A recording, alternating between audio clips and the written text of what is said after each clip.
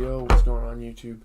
GZTV back with another video. I know I sound like crap. I just woke up, so yeah, maybe I shouldn't make videos like this. I mean, I have time to not like just wake up straight in the morning and make videos, but I just want to make these videos. I just want to get them out of the way, so I don't have to do them later on during the day. I forgot I still have to watch a movie. I have to watch Breaking Bad, Walking Dead, and a movie. So I'm not sure when I'm going to get all that stuff done. I'm going to try to. But, yeah. Hopefully you guys' days are going well so far. It's about 10:15 in the morning where I'm at. So, yeah, we have the 5th episode of Dexter.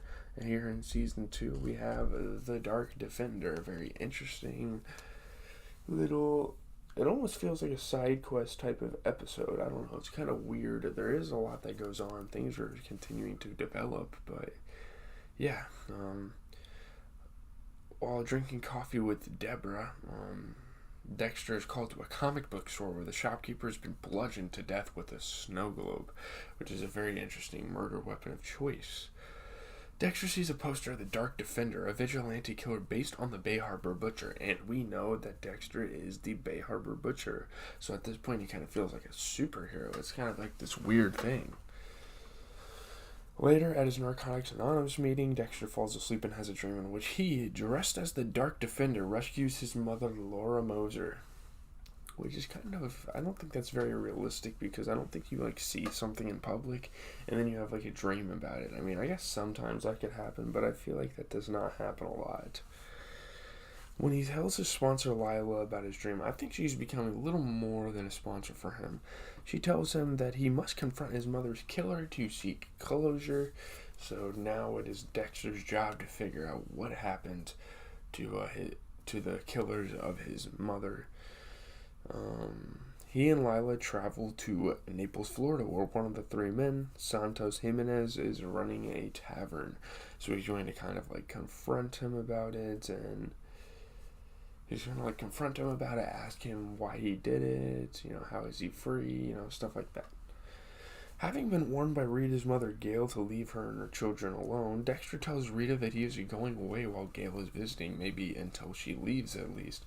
Plus, he has this sponsor. I don't think Dexter's tripping that much. He has, a beautiful sponsor. Yeah, she's beautiful. Oh my god. Jamie Murray is, wow. Leaving Lila in their motel room, he goes to Jimenez's bar and waits until closing time to confront him so no one else is around, in case his, addiction pops up, which Lila doesn't exactly know that it's murder, but she could imply that if it's not drugs, it's something pretty bad. If it's not drugs, it's something worse than that. When Jimenez brandishes a baseball bat, Dexter disarms and beats him, revealing his identity as Laura's son. I'm her son. Why did you kill her? You killed my mother, And he just takes off his anger out on this guy. He just beats the shit out of him like he's in a bloody pulp. Oh man, it's kind of crazy to watch him just lash out like that. You don't see Dexter do that often. Usually when he kills someone, it's very peaceful experience for the victim, but no, I mean, obviously this guy killed his mother, so yeah. Jimenez tells Dexter that his mother was killed for being Harry's narcotics informant and lover, she was a part with the feds, and she got involved with these guys, and now he kind of knows some more things about the case that he wouldn't have known hadn't he have talked to one of the suspects, or one of the, Dexter's prepared to kill Jimenez until Lila phones, prompting him to tell her that he is about to use. He's still kind of trying to plan off the fact that he has, a drug addiction he's going to use. I guess he's going to use his addiction to kill people. He's not being very specific. He's very broad when he tells his sponsor about things. But, I mean, yeah, using means he is about to kill someone, so... Thinking that he is about to use drugs, she urges him not to go any further, because using will only leave him empty and alone inside.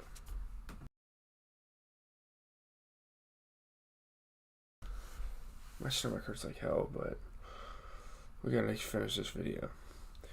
I mean, using this terminology for murdering someone, and like her giving this like analysis of what happens when you use drugs, it can apply to murdering people. Like, they're bad things. you know.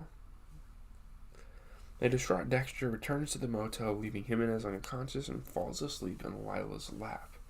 Yeah, again, they're getting really close with each other. I feel like they're going to develop a full-on relationship very soon. And by the way, Lila was like taking a shower while Rita was calling him, and she was like getting naked and stuff, like right in front of Dexter. She's like very comfortable around this guy. It's kind of crazy. The next morning, Lila confides to Dexter that she went into rehab after getting high on methamphetamine and setting her ex-boyfriend's house on fire, unaware that he was inside. So she's kind of revealing part of her story again as these two get more comfortable with each other. I'm sure she is getting more comfortable to reveal her story. You know. Dexter asked her if she thinks that he deserved to die, something that Lila silently agrees to. She's like, yeah, maybe he did, and maybe he wasn't the best brother. In her situation, it was accidental. Dexter, he's like out to kill, so they can't really relate to each other on that front. But yeah, Dexter tells her that it's okay then if people deserve it, because now he's kind of cluing her in that he might be the Bay Harbor Butcher. She doesn't really know what his addiction is, and exactly, he hasn't told her any stories, but maybe eventually he'll tell her about him killing people and what happened to his mother. Or, well, actually, she knows what happened to his mother. Meanwhile, Deborah is insecure around Gabriel because of how her relationship ended with Brian. Or how her previous relationship with Brian ended. Obviously, the ice truck killer.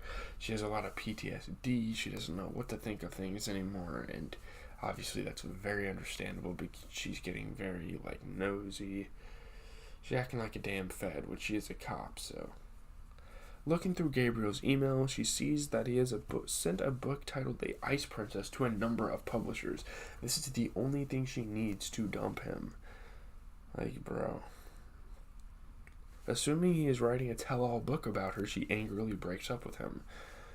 And she tells him, like, he lied. Like, he told her in the beginning that he had no idea that she was the ice truck killer.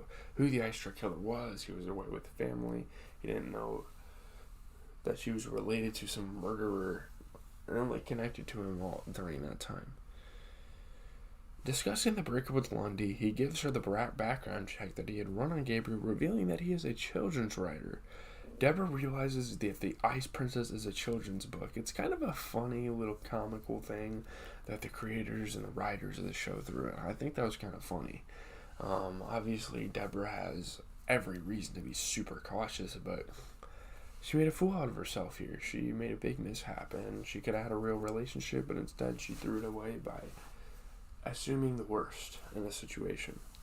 When Dexter returns to Miami and visits Rita, Gail, suspecting that he's hiding something again, she's very annoying, honestly, announces that she will be living with Rita from now on, so she's going to be heavily surveilling Dex. So, again, like I said, people are starting to turn on Dex. I've said this in reviews before.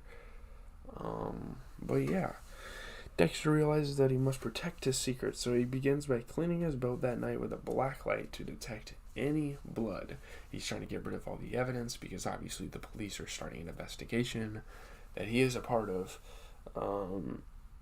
And Rita's mother is suspecting things. She's almost like the Sergeant Dokes of the last few episodes. He is unaware that the marina is being videotaped by the Miami Metro PD, who believe that the Bay Harbor Butcher may be keeping his boat at that marina. Like, oh my god, you're wiping your boat clean of evidence while being videotaped. Hopefully they didn't see your face. This is not going to go well for Dexter. I'm telling you, it's not. The Dark Defender is a very satisfying episode of the show. So far, the cast and crew are doing a very good job of replicating the tension seen in the first season. Dexter's discoveries about his birth mother and adoptive father was impressive. Deborah's romance with Gabriel was obviously a less successful storyline. You would have liked to see that kind of branch out a little bit. The episodes just stand out because of the parts of Dexter's past that it explored. For regular viewers, this episode is a real knockoff But for unfamiliar viewers, this whole Dark Defender bit might look pretty corny. The revelation of Laura's affair with Henry to be certain was certainly the most shocking moment of the episode, and one of the brilliant moments of the season so far was Dexter going after one of his mom's killers. His confrontation with his mother's killer may have been one of the best shot scenes in the entire series. The razor sharp sense of humor in the episode was awesome, and in a season of mostly dreary, bland series, Dexter remains the most daring show on television. Well, these were critics for at the time. Dexter and his confrontation was named Hall's best scene by Variety, which is cool. I mean, yeah, the Dark Defender was definitely season 2's most intriguing episode. It was kind of like Dexter's like Batman right now. When the identities of the butcher's victims are revealed to be murderers, the public applauds him, elevating Dexter to the status of a folktale avenger or comic book anti-hero. And indeed, Rita excoriates him for disappearing at night like Clark fucking Kent. But the FBI describes the butcher as more like one's own personal Batman. Batman is an apt comparison, although Dexter prefers to violate Batman's aversions to killing. Obviously, Batman doesn't kill people. Both live outside the law, part human, part mutant, as Dexter puts it. Both cling to an ethos riddled with perplexities and contradictions. Visiting a comic book shop, Dexter finds himself transformed on a handmade superhero poster from Butcher into the Dark Defender, a protector of the city and the executioners of its predators. Vigilantes simultaneously share territory with cops and outlaws. They break the law to the hopes of helping society. Dexter describes being half sick with the thrill, the complete wrongness when the dark passenger inside him takes command. So obviously these people do bad things, but I guess the thing that the police see is he's killing people. You know what I mean? Let the police do that job. Schlattman was nominated for a Writers Guild of America award. He did great, the episodic drama category. This episode was submitted to the Primetime Emmy Awards. I mean, one of the top 10 candidates, one of the 6 series nominated for the award, blah, blah, blah, yeah. It was a pretty critically acclaimed episode, and that it really helped the series. So yeah, leave a like, comment, subscribe, GZTV. I am out. Have a good rest of your guys' day. I'm going to go watch some TV, and then go get some lunch, go to class, do all that stuff. And then, yeah, I'm gonna, hopefully you guys enjoy your day. I'm out. I don't know.